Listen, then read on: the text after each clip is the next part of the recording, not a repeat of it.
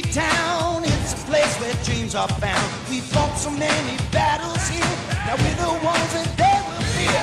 The cup resides within our town, we won't stop no letting down. The cup is ours for all to drink, it's our time, let's rock this ring. What is up, everyone? Welcome back to another episode of Hockeytown Rundown. You are here with us, your beautiful hosts, once again, Zack and Carlo. Carlo, it's a rough day for two reasons. Rough day. It's a rough day. One, because of the time change. We're recording later than usual, just by an hour, though, because of the time change. We moved up an hour. Yep. And because of the Red Wings losing skid. Yes, I'm sure you are all well aware that the Red Wings are on that losing skid and playoff chances are dwindling as time goes on with the 19 games remaining of the season. Carlo, before we jump into it, let's go ahead and thank everyone for joining us on this episode of Hockeytown Rundown. If you guys aren't so kind, why don't you go ahead and hit that subscribe button, hit the thumbs up button as well. It definitely helps us out a long way. Let's try and get it to 20 likes, please. If you're listening to us on Spotify, why don't you go ahead and hit the follow button and rate us the 5 stars. That really does help us out as well. Carlo, how's your weekend going? Weekend's going well. Not for hockey related reasons, but the weekend is going well. Lots to unpack here. So I'm sure we'll dive into all that. But no, I mean weekend's always a good thing. How about you, man? How's your weekend going? Good. I had a buddy come down yesterday. Haven't seen him in a while. He brought his kids, so the dogs got to enjoy seeing a baby walk around my house. They've never seen a little child roam before, it was a lot of fun. My golden retriever could not get her sticky tongue off of him for whatever reason. Typical golden, yeah. Other than that, we ended up getting some snow today, took the dogs to the park, and here we are. Yeah, just another episode of Hockeytown Rundown. So, yeah, once again, thanks for y'all for joining us once again. Carlo, why don't we go ahead and jump into some of the game recaps where the Detroit Red Wings did play the Colorado Avalanche on Wednesday, losing 2-7. The Arizona Coyotes on Friday, 4-0. And then the Vegas Golden Knights 3-5 last night. We are recording Sunday at noon. So, Carlo, the Red Wings have a couple-day break until they play the Buffalo Sabres in Buffalo, and then they get a couple games at home, playing against the Arizona Coyotes once again, and then the Buffalo Sabres once again. So let's go ahead and jump into that Colorado game. Like I mentioned, the Red Wings lost 7-2 to the Colorado Avalanche with Alex Lyon in nets. Just to, I guess, start it off, let's just start with the 3 stars of the game, right? We should probably be well aware that they were all Colorado Avalanche players, where Cale Makar records his first ever hat trick against anyone in his whole entire NHL career, registering 4 points total as the first star of the night. Nathan MacKinnon with 1 goal, 3 assists for 4 points, and then Mikko Rantanen for 4 points. The Colorado Avalanche had 54 total shots on net, poor Alex Lyon, to our Detroit Red Wings 29. Avs beat us on the faceoff 53-47%. Detroit Red Wings were able to convert on a power play, and they got one really quick right out the gate, right? With Robbie Fabry getting it really early from us, from Alex DeBrincat getting the call, and Fabry is just really lucky to be in that net front. But yeah. Carlo, I feel like it's unnecessary to do a deep dive in this game, considering how poorly it went for the Detroit Red Wings. So let's just gather your take real quick. Let's do a quick summary rundown of what we thought about the game as a whole, because it was just rough altogether. Yeah, it was very rough. Now, this is the thing. I don't think it's a complete shock that the Wings lost that game. I think the fashion in which they lost that game was a little surprising. You know, the margin, on the score sheet, the margin on the shots on goal sheet, like that was a little bit, I wasn't expecting that, but Yeah, I mean, I will say the Wings, I do think they started that game pretty well. Not Yeah. great, but pretty well. I mean, they were pretty matched on shots on goal. Obviously, they converted on the power play nice and early there, as you mentioned. But, as you read through the stat sheet, and I'm sure if many of you watched the game, the second period came and we got absolutely decimated. I think the shots in the second period were 24-6 in favor of the Colorado Avalanche. A little bit of a tighter third period, still got outshot 14-8. And then you look at the shot total, and to give up 54 shots. I mean, listen, I get it. It's the Colorado Avalanche. I know, but you're an NHL team. You are professional NHL athletes. You're giving up 54 shots. Yeah, I mean, I don't know if there's much more to say other than it wasn't a great game. They had a good first, terrible second, not a great third, and obviously that results in the score sheet 7-2 Colorado, and then the shots on goal columns were insane. I mean, that was insane. So there was no chance. I'm sure the what's it called, the deserve to win-o-meter was like 99.9% Colorado, if not 100, to be quite honest with you, because I mean 54 shots. I mean, that's nuts. But yeah, I mean, that's pretty much my take on it. It was we got outplayed, mind you. I mean, you got a line of McKinnon, Rantanen, Makar, and then whoever the other two guys are, they're probably all studs too because they're playing with those three. What do you do to stifle that? And that goes for any team, really. I mean, Florida might be able to do it, Vegas maybe, but not Detroit. Not right now, at least.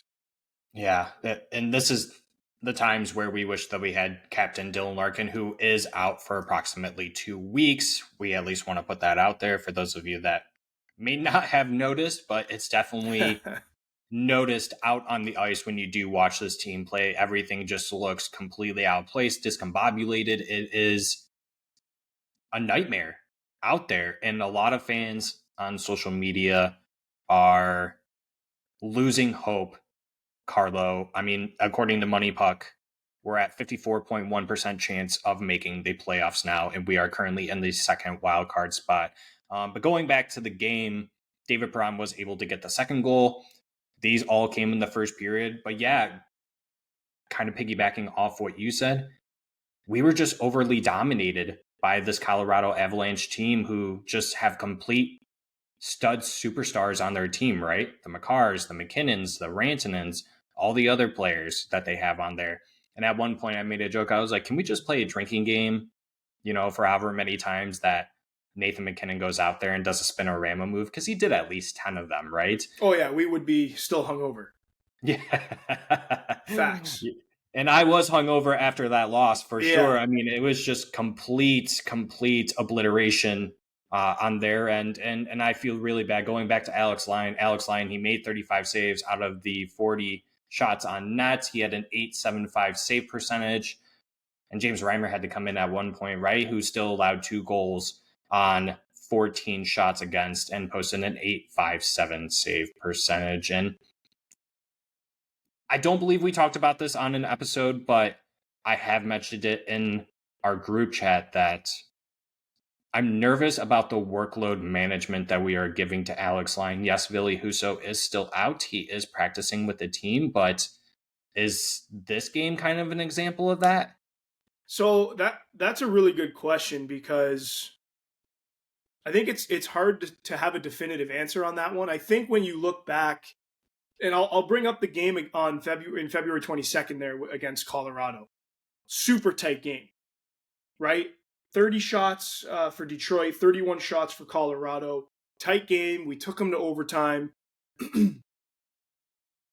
The difference was defense, defensive structure, 5-man unit playing D. And then we already talked about the shots on goal most recently here. I really don't want to mention it again, but the difference was the lack of defense. So to answer your question, is Alex Lyon gassed? Is his workload too much? I don't think so. I think you can't take away talent, natural talent. The guy's good. He's a great goaltender, and he's proven that. but he's even better when there's a good defensive structure in front of him.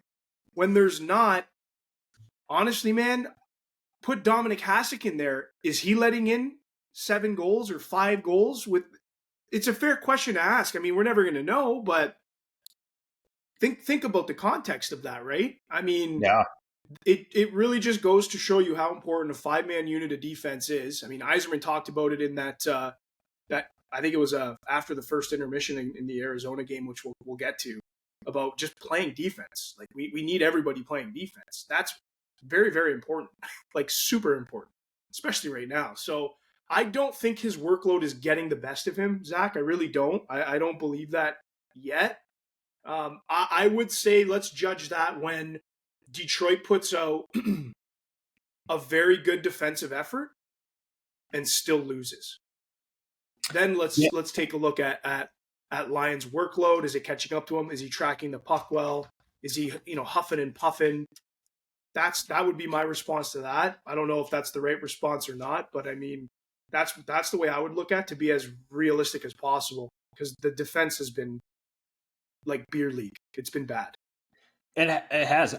I'm right there with you. It really has. And for Alex Lyon, this is the most games that he's ever played in a season, right? The second most would be the 15 games that he played with the Florida Panthers last year, where he posted a 289, 914 save percentage. This season in the 32 games, I'm kind of moving forward ahead after talking about the Colorado Avalanche game, obviously. In the 32 games, a 293 to 908. Those are still better numbers than any goalie that we had last season. Believe it or not, he has 2 shutouts too.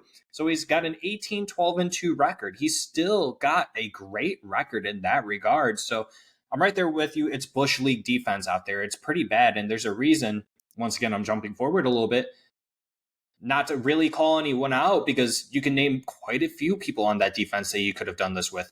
Jake Woolman was a healthy scratch against the Vegas Golden Knights last night. And to be honest, Carlos, they looked better without him in the lineup.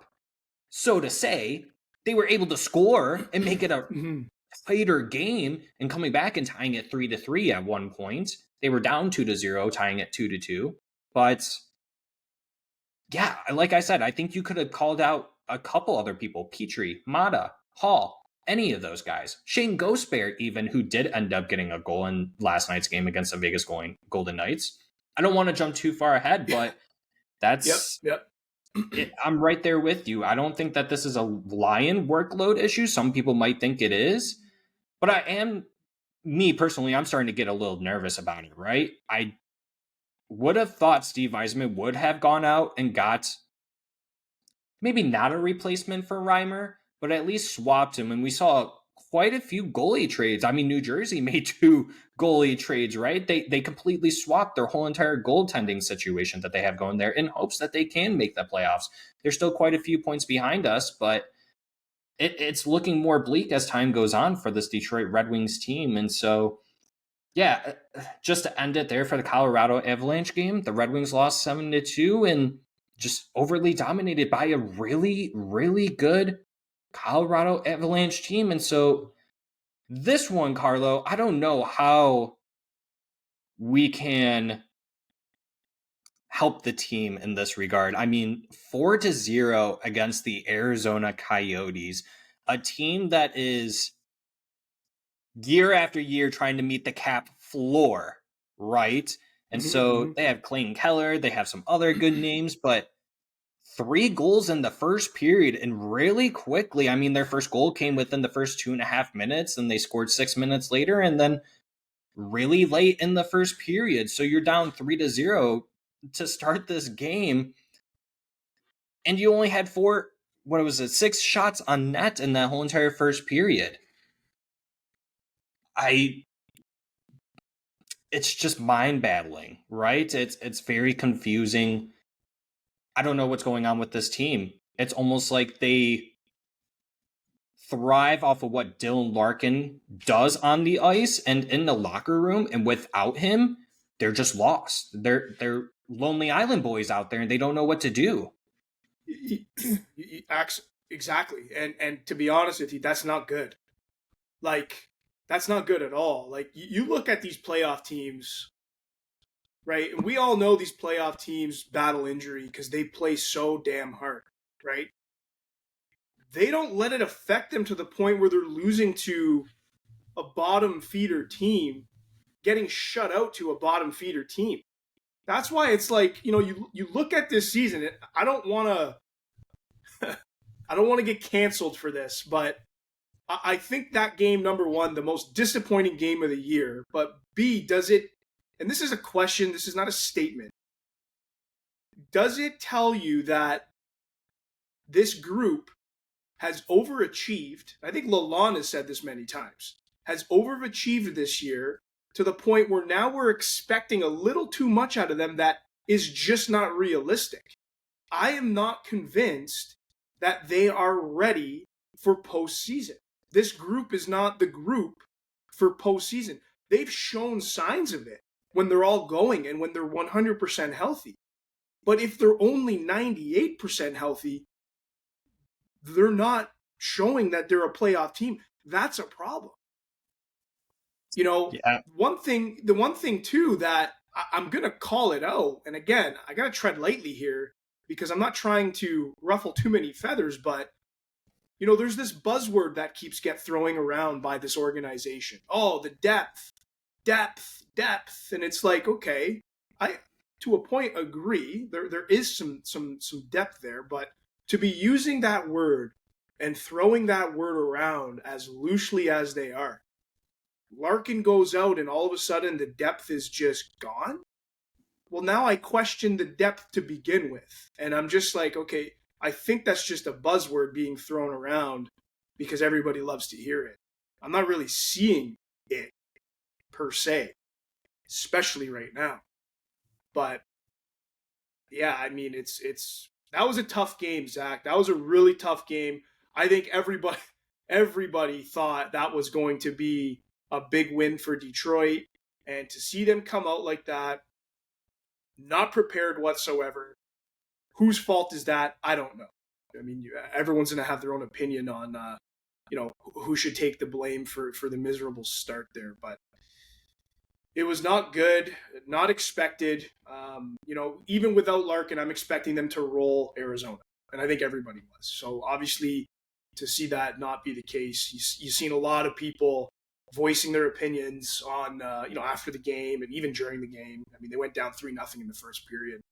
And one thing I'll bring up too is I've talked to some, they're not pro athletes, but they're competitive athletes, semi-pro, whatever you want to call them. And I asked them questions like, listen, when you guys are rolling, right, you're playing well and, you're in the upper echelon of your league, whatever. How do you guys mentally prepare for a team is inferior, right? And that is such a challenging question to answer. And I've been told this. It's like, it's so hard. It's such a psyche thing to get prepared for a game that everyone thinks you should win. Yeah. Like, bar none. And maybe they, in their heads, thought, this is going to be easy. We're going to roll them. We're going to be connecting. This is going to be a walk in the park. And I think we've seen it before with Detroit. No, sorry. I know we've seen it before with Detroit where they play like teams they should beat and they just don't. They don't. And in fact, they play terrible. Wasn't it a year ago to the day? Arizona beat Detroit 9-2. 2 years ago. You corrected me on that. It was 2 years ago. 2 years ago. Same thing. It's like, so what's going on up here to prepare yourselves? And again, you can argue, the coach needs to get them better prepared. I don't know, man. Like, you're a professional athlete. You control your own emotions, thought process, your warm-up, getting prepared. At the end of the day, you need to own that. And I just thought I'd share that. I have asked that question before, and a lot of athletes say it's like, it's tough. And I'd love the opportunity to talk to, maybe now's not the right time, but to talk to, a pro NHL athlete about something like that. Like, hey, you guys went out and beat, or you took Colorado to overtime, and then, a week later you get rolled by Arizona. What's the difference in thought process and preparing for those two games? What do you think it is? And just getting their opinion on it. Because again, I didn't talk to a pro athlete. It was semi-pro, if that, but still a very competitive, great athlete. And yeah, that person did mention that it's tough to get mentally prepared for stuff like that because you just think it's going to be a walk in the park. No, and you bring up a good point, because at the end of the day, we're all still human beings, right? And we all still work the same way mentally, right? Where someone or something has to give you the motivation to want to go out there and go get it, right? You as a professional athlete, you know what your job is and what you're supposed to do. To me, I mean, the highest form of, competition I ever played in was high school, right? So by no means am I going to sit here and claim that I'm an athlete or know exactly what I'm talking about, right? But my understanding is that you as a player, you know what you're supposed to do. That's why you're on the team, and that's why you got hired to do the job that you're supposed to do. The coach is there to motivate you, get you going, and especially in situations like this. And we all said Derek Lalone better be ripping on people after that first or during that first intermission, right? And if it's not him, who isn't? And we always talk about David Perron, how he's a good locker room presence, and he's basically the team dad. And I want to be the fly in the room, much like how you always talk about. You say that, right? Being the fly in the room, I want to know what's being said, what's being done, and how these players are handling these situations, right? But there wasn't anything there in this game. I mean, they played, I guess if you want to call a better second period, I guess they kind of did. I mean, they had 17 shots on net compared to Arizona's 9, but they still let in a goal. Then in the third period, you only had 5 shots per team. You got to look at the impact shots. That's the thing. Like, it's one thing to have a good impact shot, but then if you're just throwing breadbasket shots where it's just hitting the goalie in the chest and you're just trying to, get something on, nothing was going through that goalie. No. Nothing. No. Like even the chances they did have. Now, again, like they did hit the post, I think a few times again, and they did have some good opportunities, and I would say high impact chances. But there was a lot of low impact chances too, which what are you expecting to do with that? Like, I understand you're trying to just go, let's go, something's got to go, something's got to give. Like, I understand that part of it, but yeah, when you see that many low impact, the quality just was not there. And that's the frustrating part against a team where, I mean, you're not going to come across 2 points easily like that again. Well, technically they are, because they're playing Arizona again, and that's going to be a hell of a game to watch to see what they do.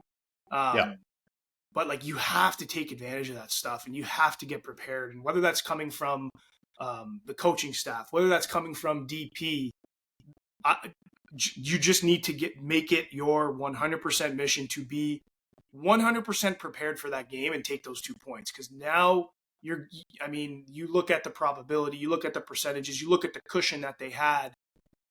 It's gone. Like, it literally is gone. So now it's gut check time for them. It really is. And that's where it's going to be, you talk about being that fly on the wall. Now's the time to be a fly on the wall, because what are you guys doing about this now? Individually, as a group, what are the words being said? What videos are you watching to get fired up? You know what I mean? Like, that's where I'm very curious to see how this plays out, because at this point, it's just a big yikes. Yeah, I don't think that there's one singular thing that you can blame on this team. A lot of people will go to coaching. A lot of people will go to certain players, coach or referees, whatever it is, right? But I think it's a whole spectrum of things, right? This team, for whatever reason, I don't know if it's just the Dylan Larkin effect, but just in this game alone, and it was very similar in Colorado and early on in the Vegas Golden Knights game, where it looked like they were almost afraid to play offense, right? You were only seeing 2 forwards kind of pushing up the play, and they were getting beat because they were always going 3-on-2. And the defense was always kind of sitting back near the blue line when you did enter into the zone. And they were keeping it in for only like 5 seconds at a time because they were just getting beat out, right? And so, like I'm saying, it's like this team is just really afraid to play offense and make the mistakes, and they want to cover their tracks when they do make a mistake, but you're losing 4-0. And going and talking about how we play Arizona again coming up next week sometime, it makes me nervous to even play that at home. You'd think that we would have the home ice advantage, but when we played them in Arizona, Carlo, it looked like that 75% of the fans there were Red Wings fans. There was a sea of red there, dude. And the arena only has like 8,000 seats, if even that. And you can't get No, it I think it's then less than there. 5,000. I think it's less than Yeah, 5,000 seats. It's it's crazy. incredible. Yeah, it's incredible that they couldn't even get that done. And basically a home game for yourself with the amount of fans that you had showing the support for you guys, and you guys just, I hate to say it, but you decided not to come and play that game. They really didn't, and it's pitiful. Yeah, 100%. And you mentioned something that made me think of this, and this is just a question, but you talked about, I think you put it as they're not playing, or they forgot how to play offense. I can't remember what you just said. Something about offense. And Yeah. I think I understand what you're saying, because I remember watching it, where the question in my mind that pops up now is, are they maybe being overcoached? Right? And I'm not saying that's by one coach. It could be the whole unit or the whole group of coaching staff. But my question now, it's like, are they being overcoached? At least I'm talking in the Arizona game, because that was just, I don't have an explanation. I do not have an explanation for that. I just don't. But There isn't one. Even if you came up with one, it doesn't justify the way that these boys are looking out there. I mean, like, the numbers speak for itself, honestly. I mean, and you got some questionable players that are receiving ice time. I mean, in this game, you went 11-7. Justin Hall playing in his first game in God knows how long. I didn't even bother to look that up. But once again, Alex Lyon, 833 save percentage, 24 shots against for 20 saves. I don't want to go back into the question, is this a workload thing? It's just Bush League defense, and it's not just from the defense, it's from the team all around. Blown assignments, missed assignments, just bad play overall. And that goes to what you're talking about. Are they being overcoached? And Lalone says and it's kind of going back to the depth too, how they always claim to say, we're very fortunate to have the depth. But then when Larkin goes out, he's like, we don't have the center depth. And it's like, wait, so do we have the depth or do we not have the depth? That's where I'm at. I'm like, which one are we? Yeah, that's where I'm at. But you talk about missed assignments and you talk about the Bush League defense. The first goal in that Arizona game was probably the worst breakdown I've ever seen. And I'm going to call him out, because I know he's pretty in tune with socials and what's going on. I think it was funny in one post game, he talked about how Twitter was ripping him for passing all the time. And then finally he decided to shoot and he scored. And it's Daniel Sprong. I love Spronger. I really do. Yeah. But dude, that first goal, he took 2 strides in the neutral zone to get back in the defensive zone and then puck watched the entire time. Winger goes in, scores. Like he did. I couldn't believe it. So, but I mean, we're in March. That's the first knock on Daniel Sprong for me personally. I still love him. I think he's an absolute gamer. But that was not ugly, and I think it's just that was ugly. It was not good.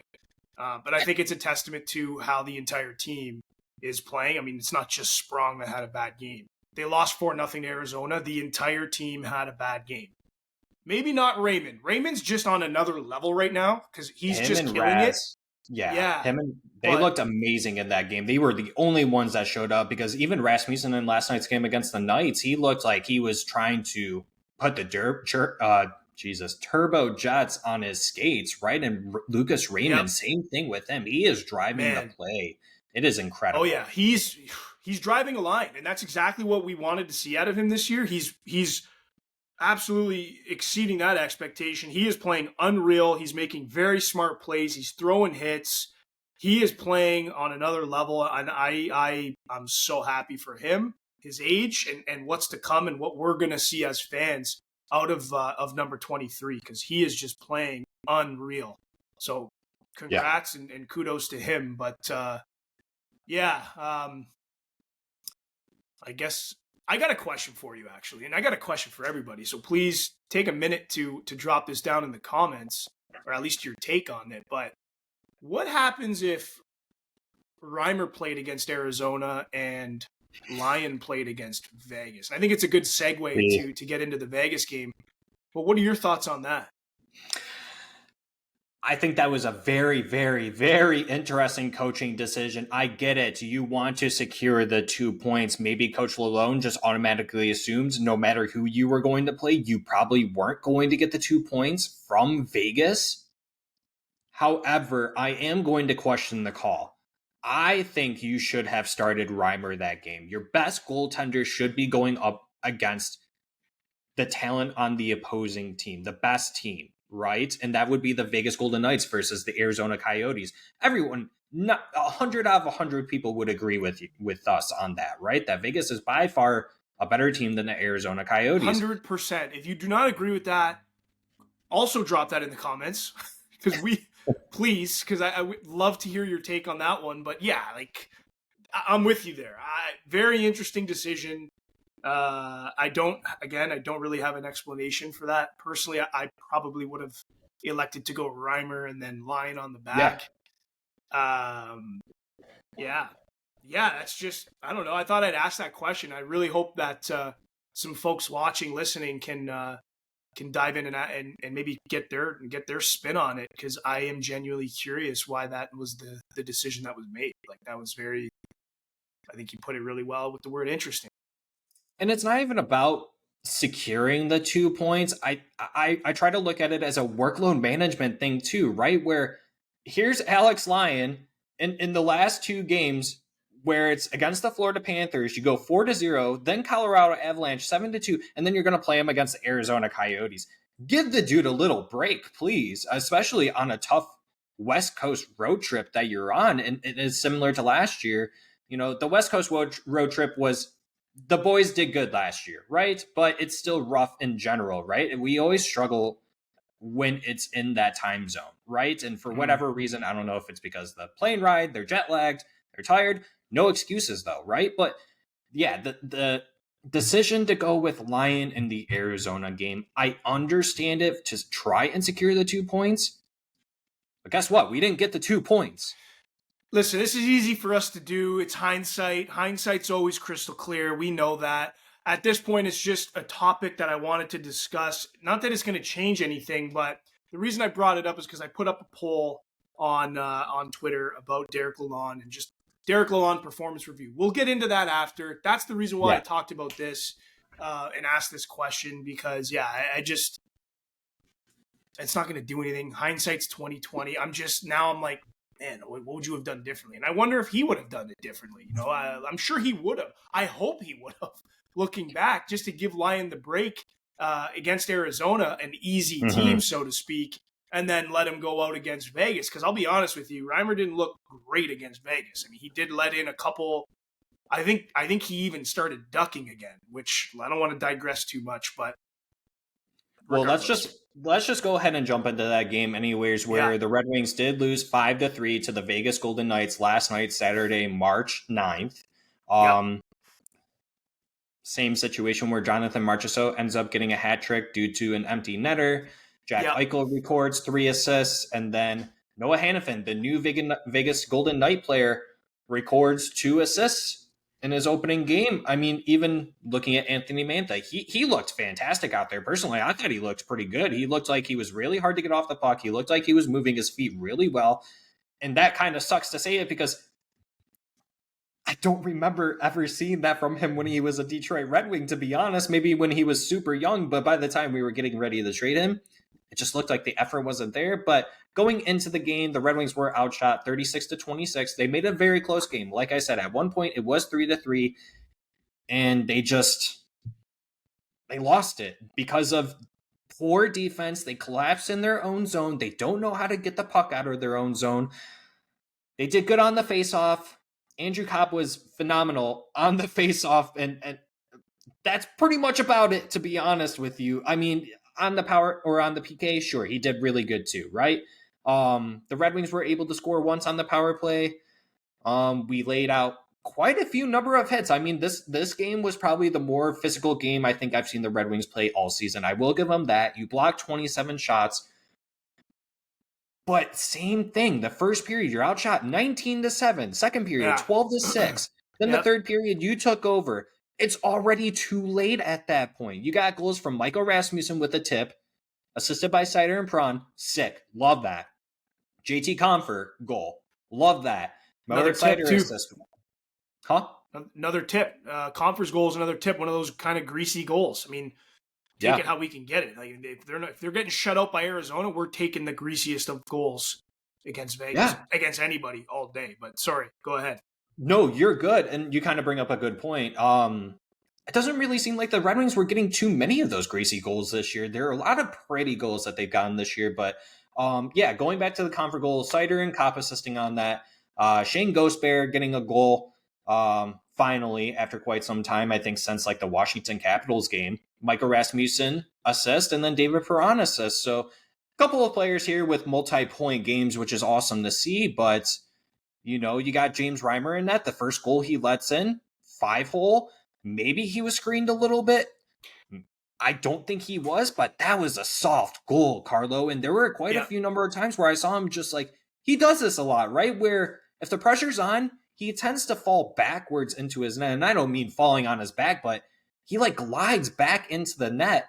And there was one instance where they almost scored, and thank goodness they couldn't see it on the review if it did cross the line or not, because it was in between his legs or wherever it was, but no goal. But yeah, Carlo, do you notice that too, or is that just something that I'm making up here?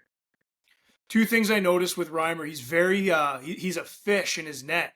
Like, I don't see, like, usually you see a goalie when the puck's somewhere and they know it's somewhere, they freeze. He, like, starts twisting and doing, like, a Russian ab workout when he's in the net. And I'm like, why? Don't move. Like, just stop moving. Do not move. And then you nailed it, man. He goes way back into his net and tries to go up. Like, you'll notice him do that where he goes back and then he tries to get tall.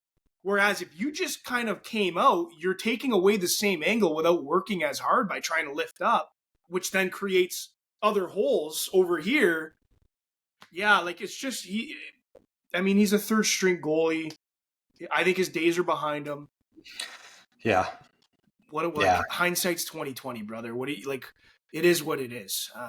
But you know, you talked about the rundown through that game. A much better game by the group, I would say. 100%. Yeah. Way better. Not good enough, but better. Correct. The first period, getting outshot 19-7. What is, again, the fly on the wall comment? What are we doing to prepare these guys? Who's preparing them? Like, that's where I'm just like, they're playing like they're in December again. Because every game in December, they got smoked in the first period. You know, they're the best comeback team in the league in the third period. Yeah, they have to be because they don't know how to start a game on time. And we're now, January, February rolled around. They looked awesome. They were rolling. I don't know what they were doing differently compared to what they're doing now, but yeah, like it's this is more volatile than the stock market, this team. It's unbelievable. Now, a quick question for you. What are your thoughts on the Jake Wallman being a healthy scratch? We kind of brought it up a little bit earlier, but now that we're talking about this game, Jake Wallman was a healthy scratch. Yeah.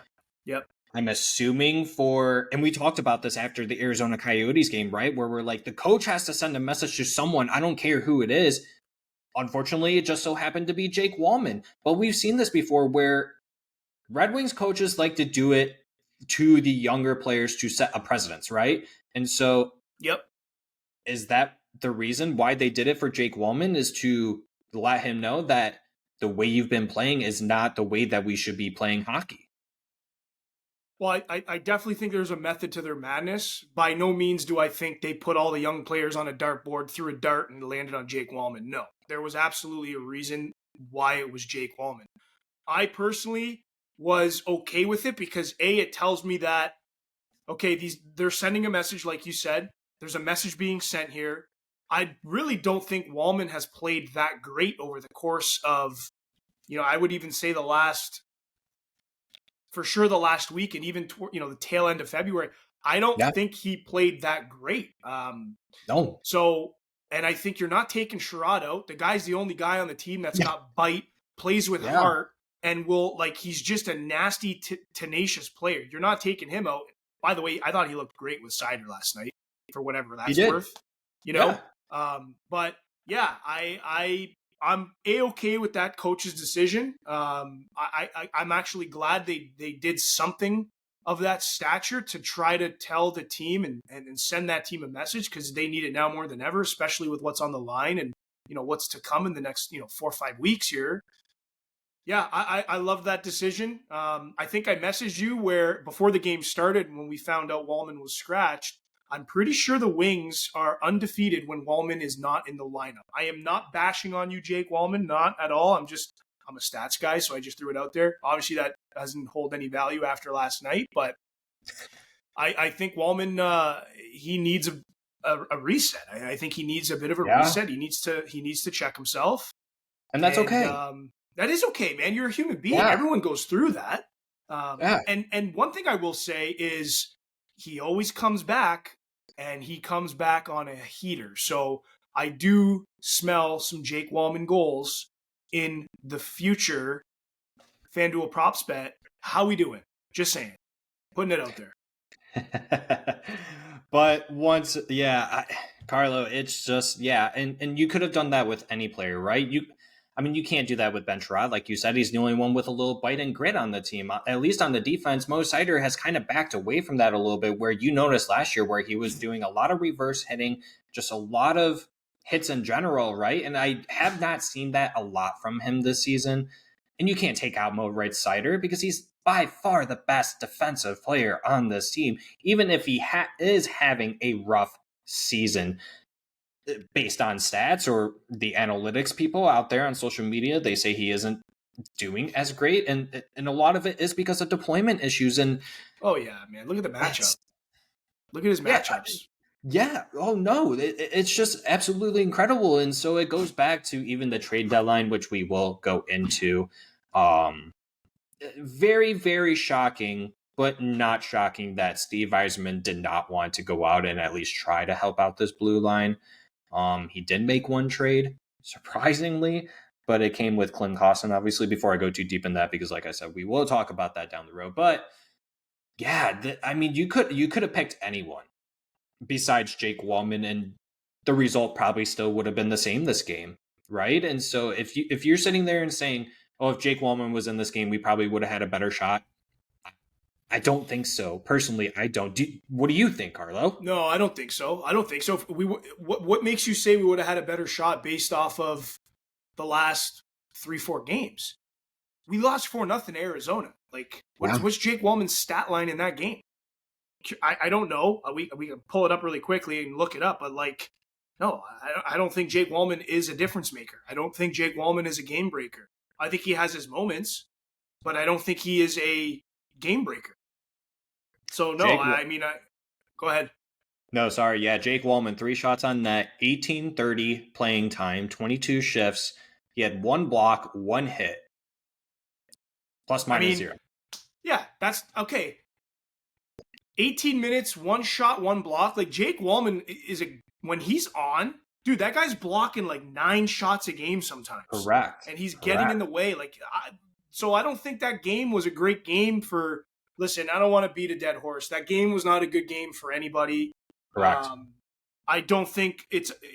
I think scratching Jake Wallman probably made the most sense. And let's hope that he comes back, with a bit of a chip on his shoulder, like he usually does. And let's just go from there. But I do want to ask you something about Seider. You brought up a point about Seider, and he's a little taking a step back from the hits. Right? And those reverse hits, those exciting, he was making some monster hits.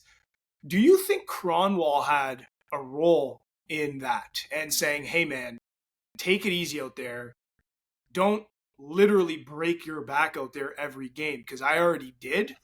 And here's how it affected me towards the end of my career. I always wonder if they're telling Seider to not play as hard as he can, and maybe they're holding him back a little bit for that reason, to just save his back. Because, we know Cronwall, the hits he laid, how it ended up for him towards the end of his career. I always wondered if that has something to do with it.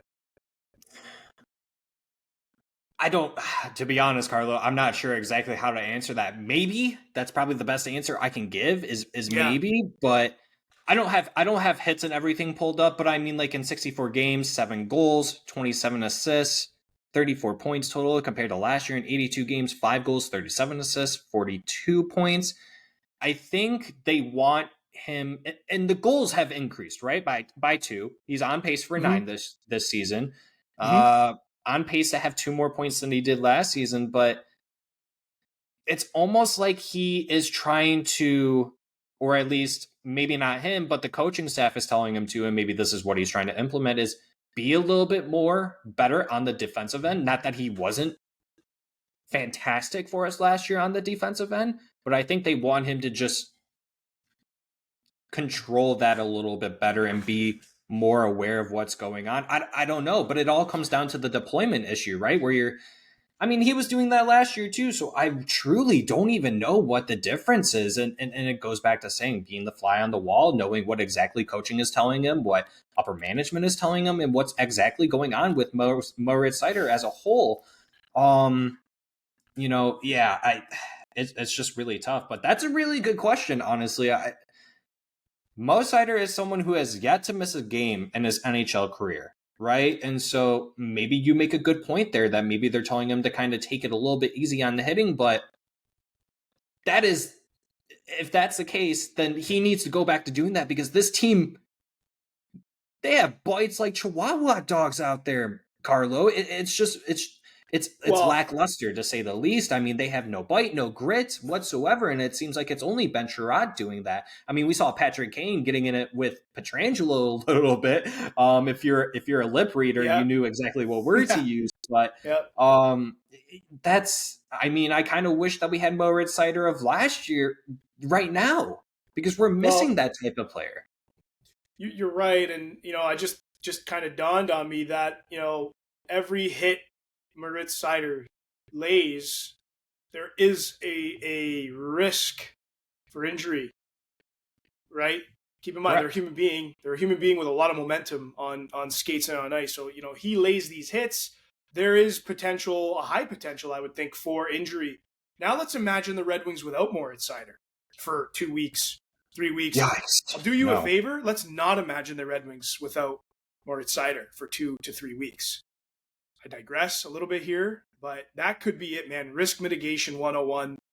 Don't put yourself in a position to get, injured. That could be it. Maybe when the Wings have true depth in their defense, because I'm sorry, I don't see any. Justin Hall is not depth. Petrie's barely depth. This is just my opinion. When Detroit has some better defensemen on the team, I would bet Seider starts hitting again and hitting hard. Yeah, and so I was able to pull up the hits. I know that this is going to be super weird, but yeah, going from when he joined the Red Wings, right back in 2021, 151 hits. Then in 2022, 207 hits. Right now, he's currently at, if it is updated after last night's game, 144. So you're missing 63 hits right there. Granted, you still have 19 games left in the season. Can he get back up to that? Sure. But again, it's low impact hits, high impact hits. Right. Listen, you can pull up a GIF keyboard, type in Moritz Seider. Those are the hits I'm talking about. Yes. Those high impact hits. I don't think we're going to see those. I don't want to say ever again, but not until we have a way deeper, and with true meaning to the word deep, because I want to go there. But yeah, when we have some better brand power on the blue line, I think Seider starts throwing around some higher impact hits that you see on that GIF keyboard on your phones or on your computers or whatever. But just interesting little thing that popped in was risk. Obviously, there's risk mitigation involved with that. I don't blame the coaching staff or whoever sends the message about, hey, let's get him to tone back a little bit. I respect that all day. It's smart. It's obviously playing him a little bit more conservatively, which again is smart, because I can't imagine this team without Moritz Seider at all. I just can't. So no, I don't want to. Yeah, neither do I. It would be, and that's something, we'll talk about later on is, well, in a different episode, more than likely, is, Steve Yzerman, what is he going to do in the offseason? Because you definitely have to get someone to help Seider out, right? And I don't think someone like ASP can come in and do that right away. But Carlo, let's go ahead and move on after covering those games. Let's go ahead and jump into, why don't you go ahead and talk about, actually, no, let's do the Red Wings news first. And then for yours, we'll make it about we'll do your topic after. So Red Wings news, like we mentioned, Dylan Larkin out, lower body injury for 2 weeks.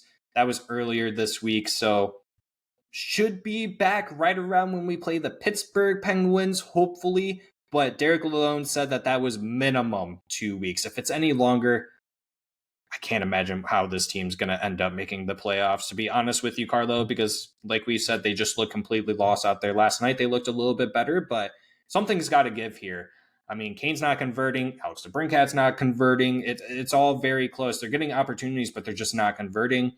Red Wings did call up Jonathan Berggren. He did play in last night's game. I thought he looked all right. He was able to get a few calls on him. He did give the puck once, which then turned into a scoring opportunity for Vegas. Real quick, what do you think about Jonathan Berggren, Johnny Burgers? I think Johnny Burgers had a good game, Zach. I think he drew 2 penalties. I think we scored on one of them. I love that. One thing I noticed about Johnny Burgers, and I've always noticed this when he played for the Red Wings in the big club, that guy does not stop moving his feet. And obviously, I mean, that kind of goes without saying with the 2 penalties he drew. He does not stop moving his feet. He's a little engine that could and keeps going. So I think it's his first game. It's a road game. He's flying to Vegas of all places. Give him a couple games. I think he's going to be on the score sheet before we know it. When you're drawing penalties like that, you're sliding into the power play. You're moving your feet. When you do good things happen. I think he's going to be just fine, and I do expect to see him here for longer than 4 games. I think the Wings desperately need that offensive spark of what he can bring and what he's brought in the past, frankly. So I thought good first game. I think he executed on a game plan. He was held off the score sheet. Not concerned about that whatsoever. But let's see what he does next game I should say next week and what this week's going to bring for him.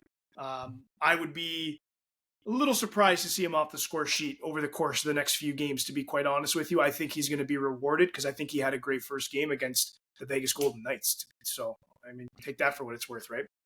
Yeah, Jonathan Berggren was put onto the second line where he did get 13 minutes, 22 seconds, 20 shifts. He was a -2, but he did have 1 hit. But like you said, he drew 2 penalties. That's awesome. We couldn't have asked for anything more. And you're right. He's got a motor on him. And that's one of the things I absolutely love about him. And it's okay that he didn't get on the scoreboard. So what? I mean, yes, was he doing that in Grand Rapids? Yes, that's what we wanted him to do. That's what Yzerman wanted him to do. That's what the whole general management wants him to do, right? But it's his first game back in quite some time. Let him get his feet moving.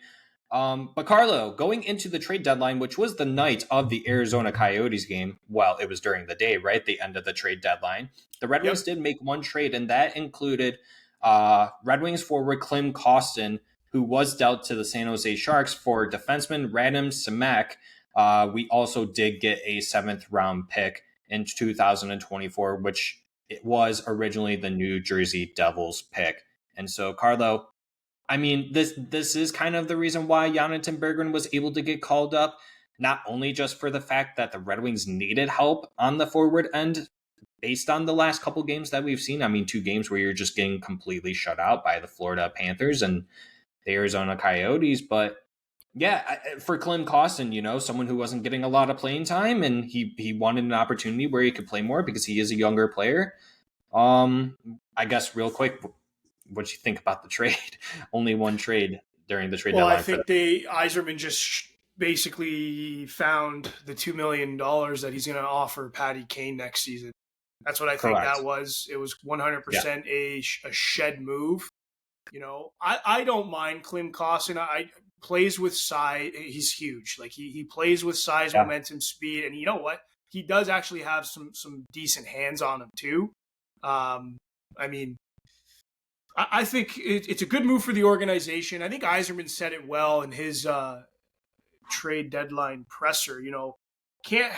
We can't really pay a guy $2 million to not play hockey. True. At least not in a salary cap era when you have a lot of pretty tidy work that you need to do in the off season.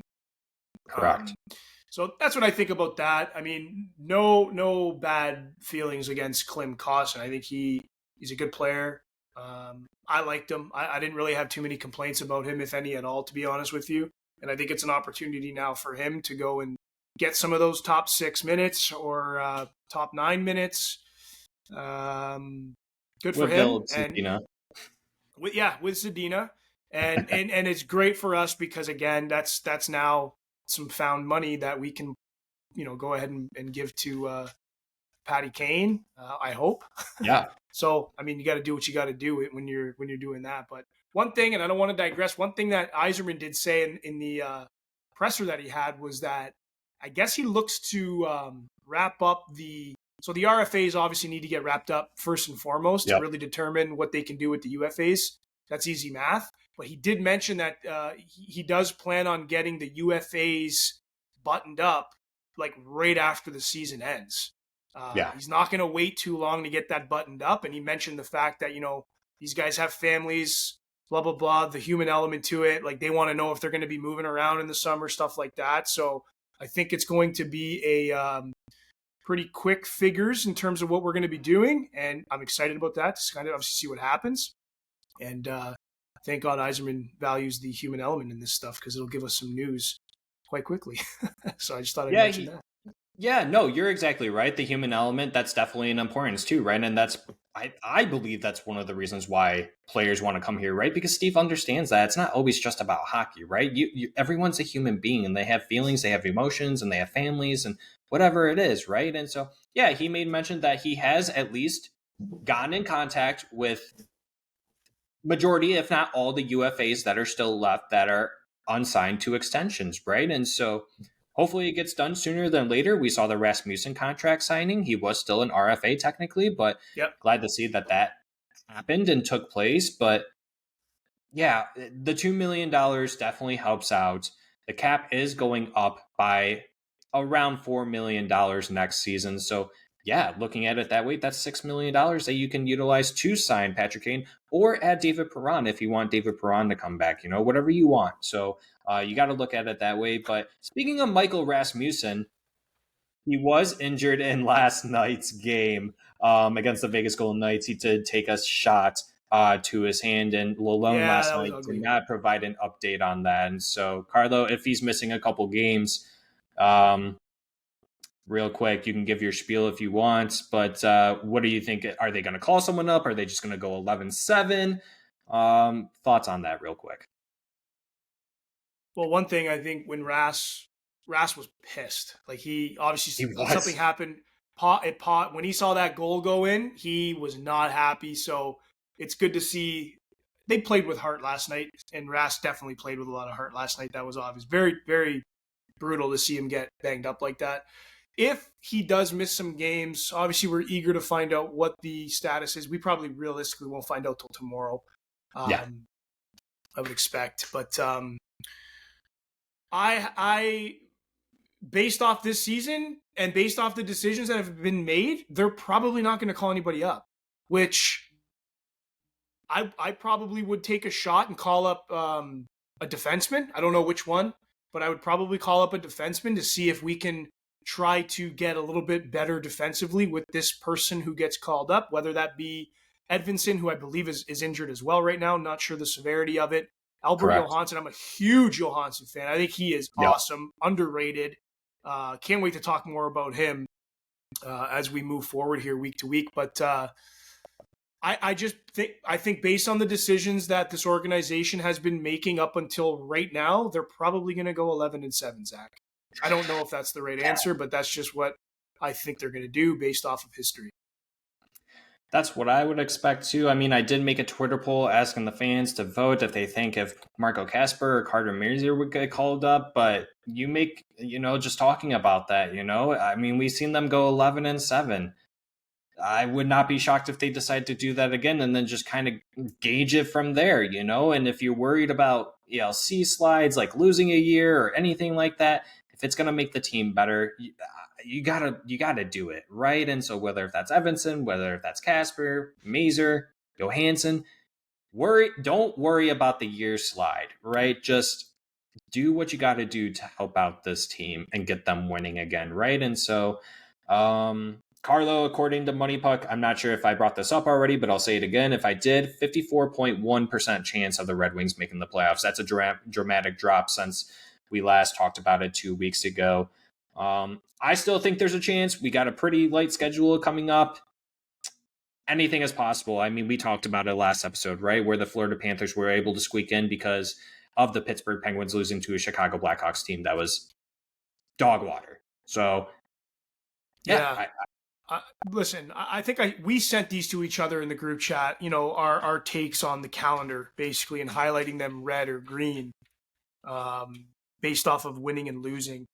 I do still think there's a chance that the Wings end with, I think I put it at 98 points based off of some realistic wins and losses over the course of the next, I think now it would be 19 games. And I did have Vegas penciled in as a loss in my take on it. So I still think that Detroit can win probably 13 out of their next 19.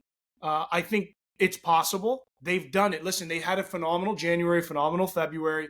They can do it, but they need to get their house in order. Correct. Once they get that figured out, I think they can absolutely do it. But remains to be seen. And at this point, every game really does start to count and carries a lot more weight. So, and I'm sure they realize that too. So let's see what happens there. But I do still think that it's possible.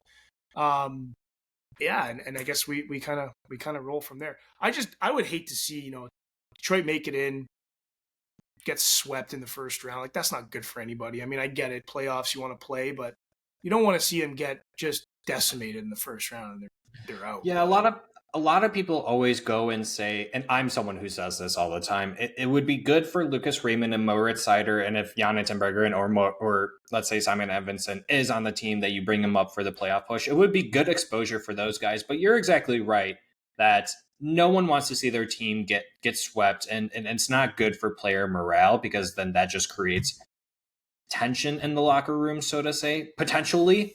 I'm not going to sit here and say that I know that for a fact, but it could be it could be anything. But I mean, look how they've played against these top tier teams. Like, we'd be playing potentially New York Rangers or Boston, potentially, if the playoffs started. It would be whoever the best team is, and so far I believe that would be the Florida Panthers. Oh yeah, okay, sick, even better. So Florida or the Rangers, yeah. I don't want to play either of those teams in the first round. But that's my point. Look how we played against Colorado. Not good. Imagine that in the postseason. I mean, it's hard to imagine that. So, but anything's possible. Look what Florida did last year. They snuck in and they made a hell of a run for their money. In fact, I personally believe that's where their identity was born, was during the playoffs last year. Maybe that's what this team needs to solidify that and to take it to the next level is just something like that. Anything's possible, but back to the point, I do think it's still possible. I think their schedule is one of the lighter ones in the league. It is 100% their playoffs to miss at this point, and We've said that. Totally on them. Totally on them now. Yeah, we said that before in a recent episode too. This is absolutely theirs to lose. No one can take it from them. It's absolutely theirs to lose. But here's something that I want to ask you, Carlo. It's kind of not a question, but also a question. Even though the Red Wings do have a easier schedule, so to say, every game seems like a playoff game, and every team, whether if they're in it or they're not, they absolutely love to play spoilers, right? And so you have to be careful with the Buffalo Sabres. They don't want to see us make the playoffs. 100%. You got to be careful with some of these teams that you're going up against. I mean, it's something that you have to keep your eye on. I mean, like Columbus Blue Jackets, the Pittsburgh Penguins, the Washington Capitals are gaining traction right behind us. They're very close, same as the New York Islanders, who we play on the 21st of March, it looks like here, which is a home game, by the way. So hopefully the boys can spit out a win there playing at home. But do you believe if the Red Wings make the playoffs, that will gauge or help Steve Yzerman gauge who he wants to keep on this team, because he has not seen. Larkin hasn't been in the playoffs in 8 years or something. Lucas Raymond's never been in there. Seider's never been in there. Perron hasn't been to the playoffs in the last 2 seasons. I mean, there's multiple players on this team that he needs to gauge and see how they perform in the playoffs before signing them to extensions if he does. So, 100%. Because right now, what Steve would likely be gauging right now is the value he's given, and I'm talking about contracts, these intangibles. Like Larkin's out. Yzerman went and got leaders, like 5 of them, and he paid them a little more than I would like to see on capfriendly.com. yeah. Now it's like, where's the value? Where's the return of an investment here? Right now, there's no ROI. I'm not seeing it. Where's the leadership right now when you're getting stumped to Arizona, you're getting blown out by Colorado, better game against Vegas. There's going to be I can't wait for the next episode to review the next batch of games to see if the ROI is truly there on the investment Steve made in these leaders he brought in.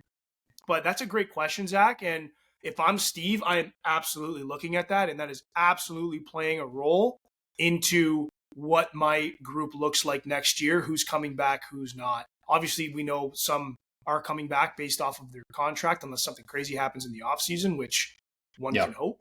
But you know what I mean? For the ones that are going to be UFAs, that's a great question. And I would imagine Steve is absolutely looking at that and highlighting that. And that's got to be up on his to-do list for sure. Good question. Thank you. And so, Carlo, quick question for you. Do you want to do your little fun thing that you have here? Well, what I think we're going to do is there is something cool that I kind of thought about, and I'm going to shout out my buddy here. He's a good friend of mine. We watch a lot of Red Wing games together. His name's Darren, great guy, closest friend, and a diehard Wings fan. And we always talk about draft picks and the way they pan out and, we could have taken this guy before this guy. We just have some fun. It's hindsight stuff, right? Not a lot of value. But recently we looked at conversion rates.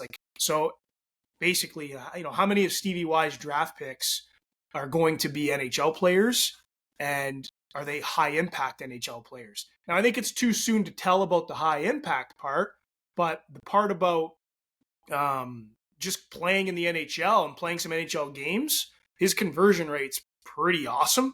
But I will say the conversion rate looks really good. You can look it up and kind of get a sense as to where it's at. But I think we should break this down next week when we, I agree. I don't want to say too much, but it's going to be a good episode next week. Leave the listeners on the edge of their seats a little bit. So, I think that's a great call out. Yeah, we do have some exciting things coming up here. Don't want to spoil anything, but we'll leave you guys hanging on the edge of your seats with that one. So, Carlo, why don't we go ahead then and just kind of, I'll let you take over this one. Let's hear the honorary Red Wing mention of the week. Last week we did. Who was it again? It was Xavier Ouellet. So who do we have? Xavier Ouellet. This week. This week's honorary Red Wings mention, and this is because this isn't going to be a reoccurring theme of defense. It will be if the Wings don't get their act together on defense, though. But this week, the honorary Red Wings mention is none other than Libor Sulak. Libor, we hope you're doing well. I loved Libor Sulak. I thought he was electric, entertaining to watch. I'll never forget, he came out of the box, went on a breakaway, and buried it. I loved it. I think it was a preseason game. But that's my fond memory of Mr. Sulak. Hope you're doing well, buddy. This year, he's playing in the KHL with Avangard. And then I think he got traded to Admiral. 59 games played, 9 goals, 12 assists, 21 points. Would love to see you tear up the NHL ice again, Libor. Don't know how realistic that is, but nonetheless, we hope you're doing well. You are this week's Red Wings honorary mention. And I'll turn it back over to you, Zach. Give it up to Libor. Once again, another player I forgot that ever existed for the Detroit Red Wings. 59 games played, 9 goals, 12 assists, 21 points. And that you said the KHL, right? And he's played with 2 teams, Avangard and Admiral. Yep. Hope he's doing good. Honestly, yeah, we might have to give you a call here, give you a PTO or something, kind of like how Vancouver did with Phil Kessel. But by the way Yeah. it's looking, yeah, we might have to. So I hope, like I said, I hope he's doing well. I feel like I'm the meme of Wolverine, and he has the photo there, and it's a picture of Libor Sulak with a tear and everything, and I'm just like putting my hand over it. So, no, good. I think that's a good one. I know Derek wanted us to do a specific player. Unfortunately, Derek clearly is not here today, but we might Derek will let get him. the mention. He'll get the mention next week for sure. Yes, yeah. So, yeah, Carlo, honestly, I really don't have anything to say about Libor Sulak because, like I said, I can't even remember any instances, but I love your instance. Libor Sulak was my honorary mention for this episode, and I'm loving it. I'm loving that mention. Former Detroit Red Wings legend Libor Sulak. Yes, you heard it here, folks. And so, Carlo, we only got a little bit more to go, so why don't let's just touch on some of the bigger trades that happened. So I guess one that we can start off with would be the Noah Hannafin trade, which I shocked, once again, not shocked that they were able to pull something off like this. And they did it without having to sacrifice all of their trades. They were able to do it without sacrificing this year's first because the general manager for the Vegas Golden Knights said, well, we're hosting the draft this year and we wanted to allow our fans to experience us drafting in this draft. And that kind of complicated things, but we were very happy to not lay out our 2024 first round pick. And so the trade was to the Vegas Golden Knights, Noah Hannafin with 50% retained on his cap. They did get Mikhail Vorobyov, I believe his name is. He's an AHL depth player. Philadelphia was the third-party player who did have Noah Hannafin for about maybe like 5 seconds. They retained 50% on top of that, and then they got a 2024 fifth-round pick from the Vegas Golden Knights. And then the Calgary Flames, they got Daniil Miri... Oh, boy. Myro I have no idea here. Sorry, folks. That. Yeah, they got a 2024 third round pick, which belongs to Vegas. It is conditional. And then a 2026 first round pick, which is also conditional. The conditions are the 24 third round pick upgrades to a 2025 second round pick if Vegas wins one playoff round this season. Interesting. And then the first round pick, the condition is if they traded by March 10th in 2024, or if the pick is top 10, Calgary will instead receive a 2026 first round pick. That is such a weird condition. I've never heard anything like that before. But real quick, Carlo, winner of the trade, I guess, in your eyes, and overall thoughts about the Vegas Golden Knights and their continuous run at getting big name players. Yeah, the winner obviously is Vegas. They got a pretty solid defenseman, and they were able to sign him to an extension, which I think is actually that's going to be probably one of the best looking contracts in like 4 or 5 years. To be quite honest with you, that's amazing. Now, how they get away with this stuff, like I don't know, but like, does anyone else think like, hey, if you're going to go and be by playoffs at a salary cap of like $120,000 when everyone else is like at between 80 and 85 or whatever with LTIR. But theirs has got to be pushing 100, if not a little bit over 100 when everybody comes back. I would probably say, like Mark Stone, sorry, man, you can't play until the second round. This team needs to get out of the first round without you, and then you're eligible to return. That's the stipulation that I would put on this because this is just insane. It keeps coming back for game one. They have a monster team. Like you want to talk about depth. I mean, that's like it's like a cheat code. That would be my stipulation, Zach. You know what I mean? Everybody on LTIR, you are not eligible for playoffs until the second round if the team makes the second round. That's my thought on that. I don't know if it makes any sense, but I feel like that would be fair if this whole cap maneuverability is going to remain a thing. Yeah, like I would absolutely push for that sort of stipulation. if it makes sense. I don't know the back end details, the books and all that stuff, but I'm just thinking out of fairness to the other clubs, considering it is a salary cap era that we're in. There's got to be something there because, I mean, go look at that team, man. Like, even with put everybody back into the lineup when they're pretend they're not on LTIR, that is insane. Like, absolutely insane. Yeah, I'm right there with you. I do think that there needs to be, I don't want to call it a punishment, but I definitely think that there needs to be something in place when situations like this happen. And Vegas Golden Knights fans, they'll sit there and say, yeah, it's not Mark Stone's fault that he has a lacerated spleen or whatever it is that he's injured with. Okay, fine. Absolutely not. Absolutely not. If that's what it is, then that's what it is. Fine. Put him on LTIR because he has to have surgery or whatever it is to recover from that. Yeah. But if you're going to sit there and say he could be back when the playoffs start, that's when people start asking questions. And so I don't know if you want to, I like your idea. I think, maybe don't let him play in the first round, or maybe just the first 2 or 3 games he can't play. First round, Zach. Come on now. Listen, this is my thought process, though. It's like, okay, again, human being, he gets injured. He goes on LTIR. You now have that cash to go and spend. Great, go and spend it. You're more than entitled to go and do that. But that just means that you're bringing in players that you think can fill the void of Mark Stone or fill the gaps in other areas that make the Mark Stone void non-existent. So you should have no problem getting through the first round. You just got all the cap to fill those voids to do so. So go and do it in the first round, and then boom, first round's over. These players are now eligible to return. Show the league that you can get out of the first round with, who you're betting on right now, using the cash that you got in lieu of Mark Stone. That's all I'm saying, right? No, I'm right there with you. Yeah, and I want to hear from you guys, the listeners, the watchers.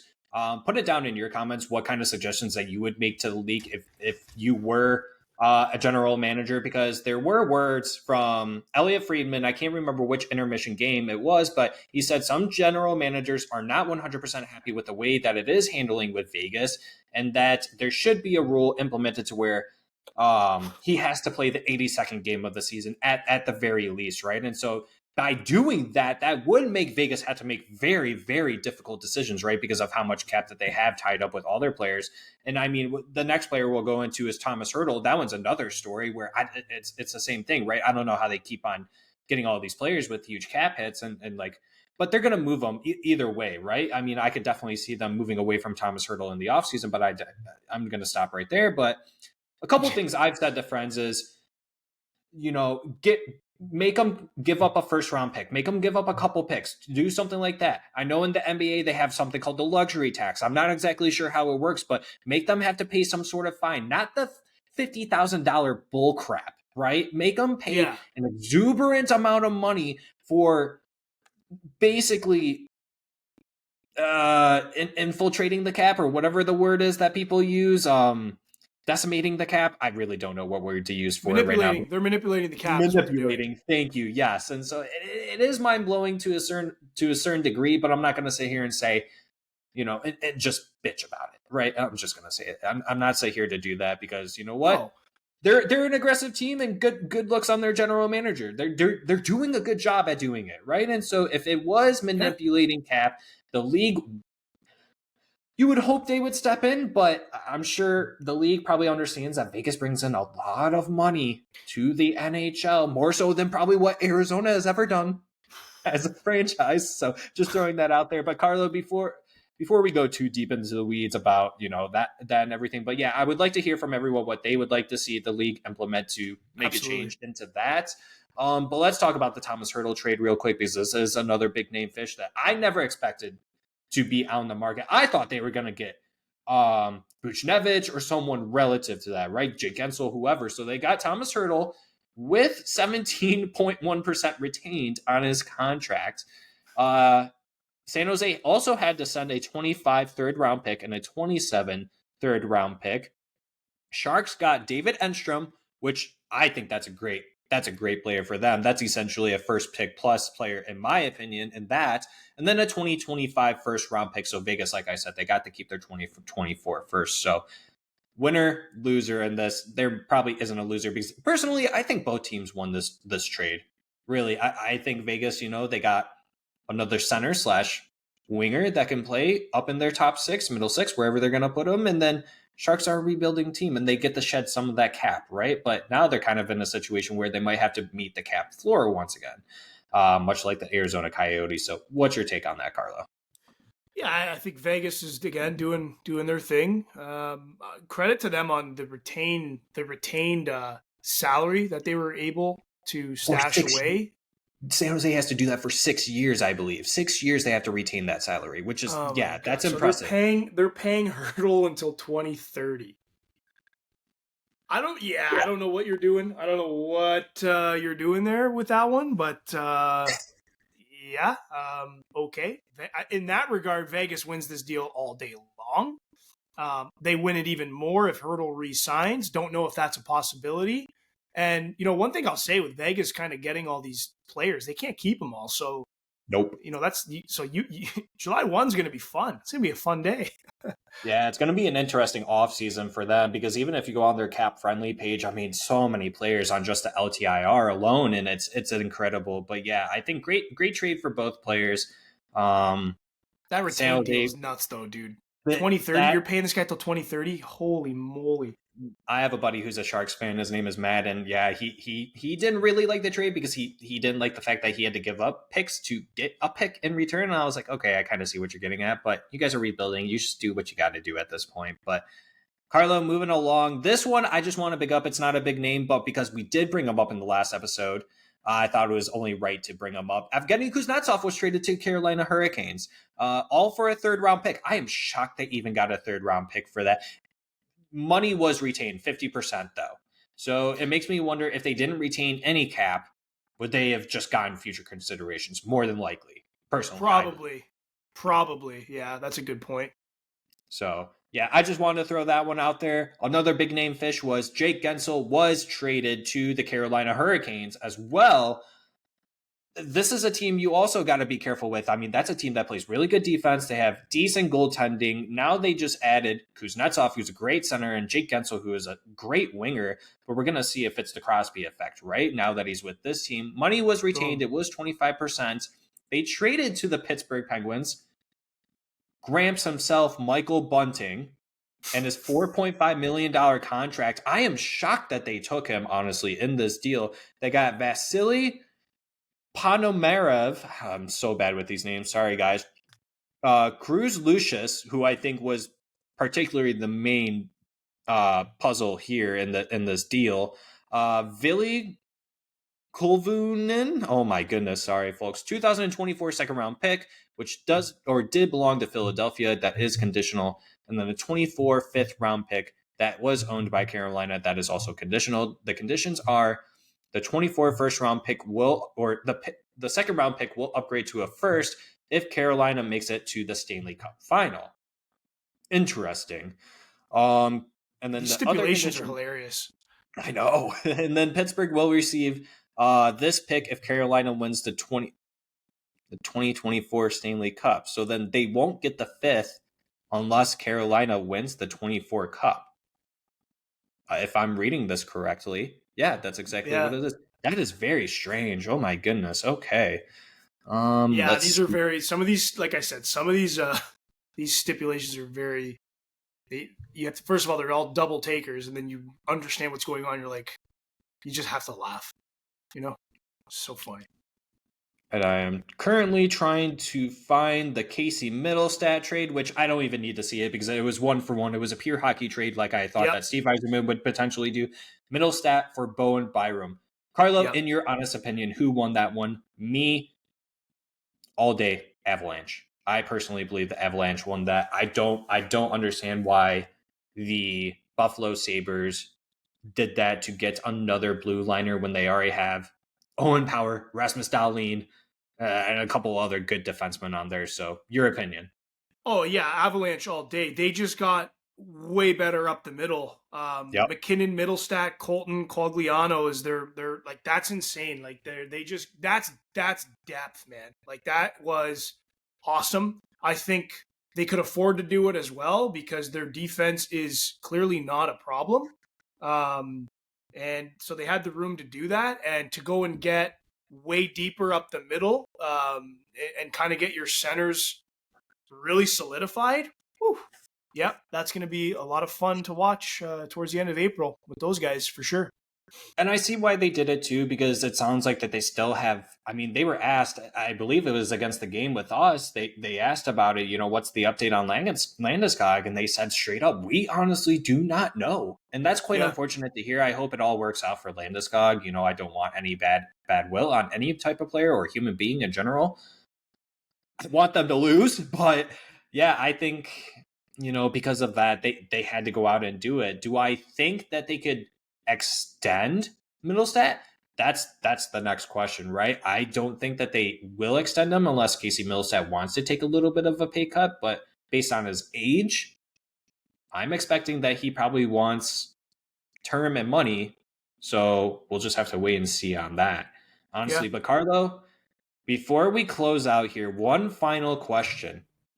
After the trade deadline, who do you believe is going to be in the Stanley Cup Finals in the East and the West? East, I think this is as predictable as it gets, but the Florida Panthers in the East. And in the West, I think it would... I want to say Colorado. I do think that Vegas has it. Obviously, Vegas always has a chance it's Vegas for one, but I think it's going to be. I think it's going to be Colorado. I think they're like Nathan McKinnon and Makar and Rantanen are playing at an insane level. They drive the pace of their games. You can't stop. They're unstoppable. I really think Colorado will be there. Now, just because I'm in Canada, out of all the Canadian teams on the west side, I think that the one that has the best chance is the Vancouver Canucks. Yeah, correct. I mean, Toronto just... their goaltending, their defense as a whole is just, if I were to not pin making the Stanley Cup final, I don't think they're making the Stanley Cup final. You can call me a hater all you want. I don't really care. I mean, it's true. I mean, they just can't figure it out. They never will until they move at least one of those forwards up top for Toronto. And so I would agree with you, Vancouver. But for me, if I'm picking, and I hate to pick the same teams as you, so I'm going to go a little different than you. I'm going to go Carolina, and then I'm going to go, wow, it's pretty much, to be honest, I really think it's either Colorado or Vegas. Do you know what? I think maybe I can throw out, no, you can't throw out Edmonton out there even. I guess Vancouver versus Carolina, the dark horse teams. Let's go with that. That's fair. That's very possible too, man. That is very, very possible too. This is the NHL playoffs where anything is possible. Like we said, Panthers barely made it in, and they made it all the way to the Cup final. And so but from here, it sounds like, and it looks like that they're going to make a deep run again. And so it's going to be interesting to say the least. But yeah, Red Wings, 19 games left, Carlo. I think the boys can definitely get a winning streak here going, or at least they have to, personally, before social media fans continue to riot and glamour over the patch on the jersey. And so, Carlo, let's go ahead and end it here. And go ahead and give your final thoughts, buddy. Final thoughts are, like, you just kind of capped it off really nicely, man. We got 19 games. Go and look at the calendar of the games remaining in March. Go look at the 2 weeks in April, and just do it for your own, just to kind of see where you stack up against what your thoughts are, how good your parlays are. Just go and dab them, red or green, and highlight the reds, highlight the greens, reds for losses, greens for wins. I have mine. I have them winning 13 out of their next 19. Call me wishful thinking. I tend to do that. I really think it's possible. Larkin's coming back into the fold. They're going to be able to slot the lineup a little bit differently. Hopefully Burgers is here to stay. I think they're going to end the season with 98 points. Now, it's not going to be easy. They're going to have to go on a run. But if there's one thing the Red Wings have done in the past, is kind of go on a ugly couple weeks of hockey, and then they're playing at a very high level, and they're beating the best Yeah. of them. They're taking Colorado to overtime, et cetera, et cetera. So it's been done once. I think it could be done before. I think they can win 13 out of their next 19, cap the season off with 98 points, and make it to the first round of the Stanley Cup playoffs. So those are my final thoughts. We will see how that differs going into next week. As always, let's go Red Wings. Big week ahead here. And we obviously hope you guys enjoyed the video. Please like, please subscribe, please comment. We love the engagement. We definitely want to talk to all of you guys about your thoughts, your opinions, and whatnot. So the likes, the subscribes, the comments go a very, very long way. And those are my final thoughts for our episode today. Zach, turn it over to you, man. Yeah, I mean, I don't really have anything much else. I think you did a really good job. So not to piggyback off of you, but yeah, I think for me, it's what I haven't already said or just kind of doubling down on it. Let's go Red Wings. Just get a little winning streak going. I don't care if it's 2 games or if it's 3 games and they fill up with a loss. Just try to string along some wins, please, for our sakes, the viewers' sakes, the fans' sakes, because Twitter is becoming a little nauseating with some of the fans on there. I will say that, but everyone's a fan. They love this team for a reason, right? And if you gotta, just speak out your emotions on there, feel free to do that. It's all fun, so let's just cheer on this team. Let's do the best that we can. And, just pray that we make the playoffs. But yeah, Larkin back soon. Hopefully Rasmussen isn't out long-term. I'll just leave it there, bud. So Beautiful. Yeah, thanks for watching, everyone. We appreciate it. Like Carlos said, like, subscribe, follow wherever you are, 5-star rate us. And until next time, we'll see you guys on the next episode of Hockeytown Rundown. Goodbye. See you later. See ya.